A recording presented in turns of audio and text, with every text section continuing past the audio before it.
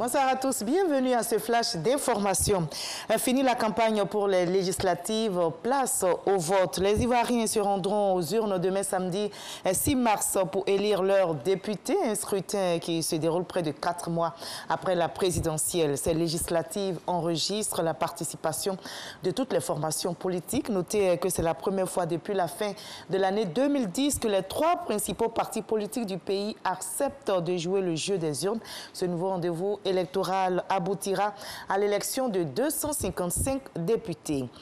Mais quelles sont les dispositions prises par la CEI, la Commission électorale indépendante, pour assurer le bon déroulement du vote sur le territoire national? Quel bilan dressé de la campagne pour les législatives qui vient de s'achever? Le président de la CEI, Ibrahim Coulibaly Kuibié, s'est adressé à la presse à la veille de cet important rendez-vous électoral. Il promet la tenue d'un scrutin paisible et transparent. Nous l'écoutons. De l'avis quasi unanime des différentes parties prenantes au processus électoral, la campagne s'est déroulée sur toute l'étendue du territoire national de manière paisible. Malgré quelques incidents, au demeurant mineurs et marginaux, survenus dans certaines localités. C'est l'occasion pour nous, la Commission électorale indépendante, de saluer le grand sens des responsabilités des candidats. C'est la preuve de la capacité de nos compatriotes et de toute notre classe politique à jouer pleinement sa partition dans la promotion de la démocratie dans notre pays. Au nom de la Commission électorale indépendante, je voudrais exhorter les électeurs à effectuer massivement le déplacement pour accomplir leur devoir civique. Ce sont 22 135 bureaux de vote qui seront ouverts sur toute l'étendue du territoire national de 8h à 18h, soit 10 heures continues de vote. Les électeurs qui n'ont pas pu retirer leur carte d'électeur pourront encore le faire dans leurs bureaux de vote respectifs.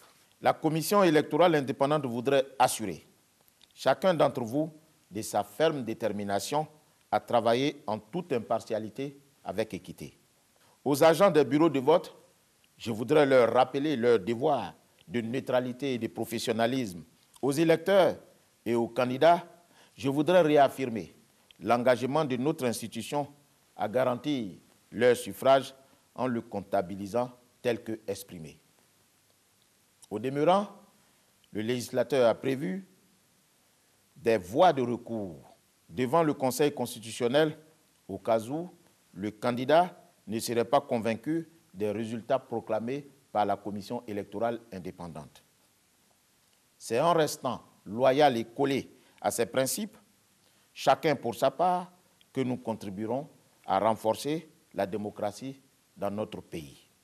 À l'attention de tous, observateurs et médias en particulier, que la Commission électorale indépendante est la seule entité habilitée à proclamer les résultats provisoires et définitifs du scrutin législatif.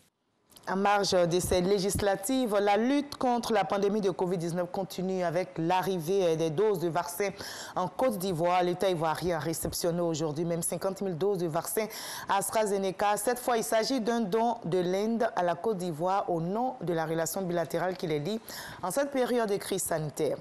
Au Sénégal, la tension ne baisse pas suite à l'affaire Ousmane Sonko, opposant politique accusé de viol.